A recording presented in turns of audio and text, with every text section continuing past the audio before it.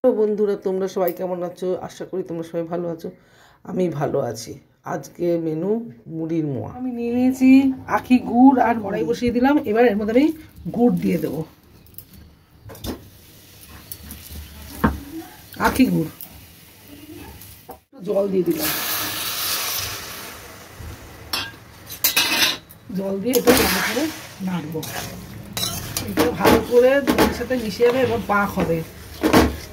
যতক্ষণ না পাক হবে ততক্ষণ নেড়ে যেত। এটা পুরো জলের সাথে মিশে গেছে। এবার এটাকে পাক আরো বেশি পাকাতে হবে।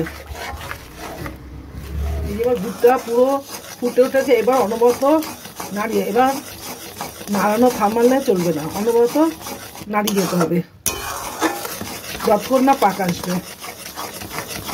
দেখুন এটা এখনো পাতলা রয়েছে, এটা এখনো পাক হয়নি। এটা যখন ঘন হয়ে আসবে তখন বুঝবো যেটা পাক হয়ে এসছে। দেখুন গুড়টা এবার ঘন হয়ে এসছে। এবার আমি একটা প্লেটের ওপর ফেলে দেখবো এটা হয়েছে কিনা।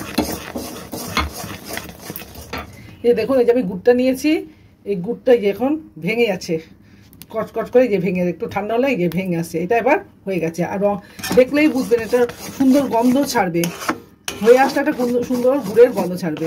এটা আমার এখন হয়ে গেছে। এবার আমি এটার মধ্যে মুড়ি দিয়ে দেবো,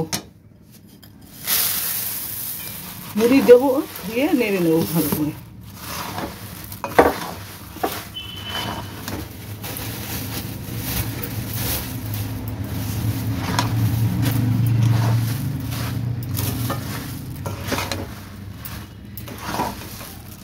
এবার মুড়িটার সাথে মিশিয়ে নেবো ভালো করে।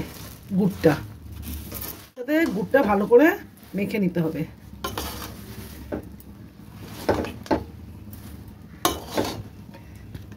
আমার গুড়ের সাথে মুড়িটা মুড়ি হয়ে গেছে। এবার আমি এগুলোকে মোয়া বেঁধে নেবো। এইভাবে নিয়ে হাতে গোল গোল করে মোয়া বেঁধে নেবো। হয়ে গেছে মুড়ির মোয়া।